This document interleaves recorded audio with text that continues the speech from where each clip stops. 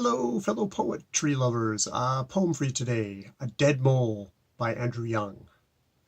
Strong-shouldered mole that so much lived below the ground, dug, fought, and loved, hunted and fed.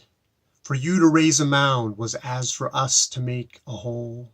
What wonder now that being dead your body lies here stout and square, buried within the blue vault of the air.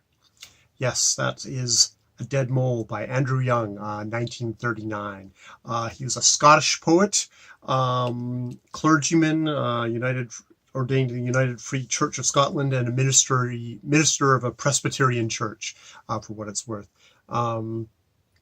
Yes, this is my first of my series, my ongoing series in my poetrytube channel. So I decided I'd start off with something small that I could kind of get in my head. Strong-shouldered mole. So I'm just going to kind of go through it. Strong-shouldered mole, which to me, I start thinking of like coal miners in Scotland, of someone who's like a miner, someone who's working class, has got the strong shoulders, and it lives so much underneath the ground. And indeed, that so much lived below the ground. It's like dug, fought, and loved, which sounds like a person. Though he also switches into hunted and fed, which has more of that animal sort of thing to it. For you to raise a mound, which is almost like, it's kind of like raise a mound. I almost think of a dome of a church. Was for us to make a hole, which is kind of getting into that whole thing of a hole. What do we make holes for? We make holes to bury people in. So while for him, making a hole was to raise this dome, because when you get moles, they make little domes when they're making their holes. But for them, for us, it's to make a grave. And indeed, what wonder now that being dead, and we have that shift in being from being alive to being dead, and we get to that cusp word of what wonder. And you kind of that wonder, I think I'll come back to. Your body lies here stout and square, which stout and square to me is almost like it's a building block in a way, stout and square.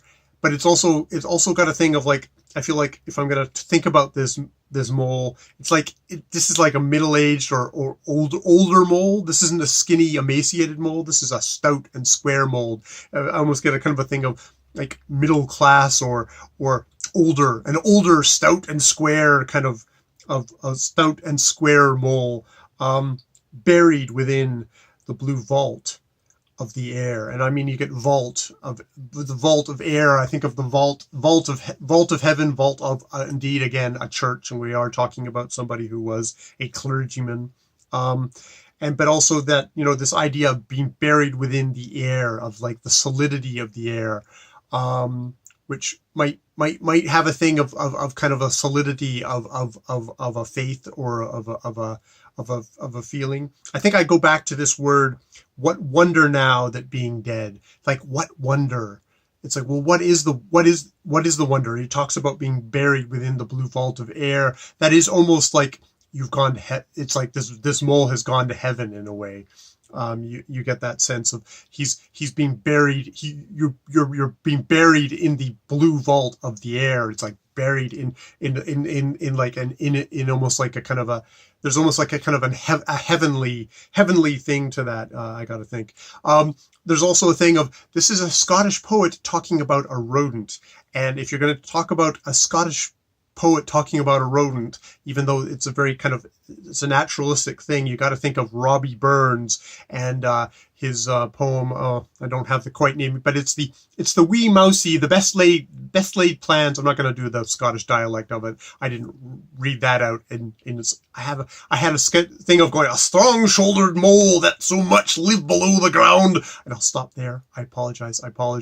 But there's a part of you that wants to do Scottish intonations, but thinking about Robbie Burns and him plowing a field and overturning and upturning a mouse's little burrow and destroying its home, and it's scrambling away. It's a live mouse versus this dead mole, which you get the sense that it's like it's almost like the mole has crawled out of its hole to die in the air, bury itself in the air. So yes, that's a Dead Mole by Andrew Young, and I was just like, it's what wonder. There's a part of me that resents the wonder there. That I feel like it's pushing me a little bit. It's going like, what wonder now that being dead, your body lies here stout and square, buried within the blue vault of the air. No, I mean, I guess you could say what wonder. It's like, what wonder? There is no wonder. This is just a corpse on the ground here.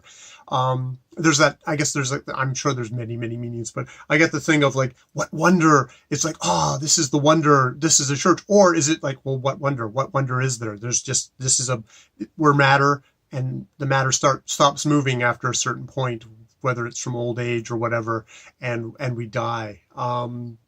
So yeah, so that's my first little run through of a poem, which on poetrytube. Welcome to poetrytube. And I strongly encourage you to go to the fellows over at Stripped Covered Lit. I will put a link to them down below, where they do much more of this sort of going through a poem, and this is me doing just a little test run through of a little bit of poetry there. So that is a Dead Mole, which I actually got out of the School Bag, a collection of English poetry from the Old English, Scots, Irish, Welsh, English language, American, Canadian, probably Canadian in there, maybe, edited by two very well-known poets, Seamus Heaney and Ted Hughes. And indeed, in the back of the book here, where I took a little bit of my inspiration. Was it this book, or was it?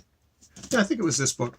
I found Ted Hughes has just a little thing here on afterward about memorizing poems, and just the kind of the joy of being able to kind of hold a poem in your head. And I have to say, it took me a couple of run-throughs to get through the whole poem, because it's funny. I've got the poem, I feel comfortable with the poem, but then I turned on that camera and I got super nervous. But it was worth it, because it forced me. I'm just going through this poem over and over again, just allowed me to think about it. But he also, yeah, if I'm not sure if I'll take a look and see if that's something you can find online, of just a thing of a note on how to, like, how a good way of memorizing a poem, which isn't just by rote, but is by constructing the images and linking the images together, and that being another way to get poetry. So yes, more poems later.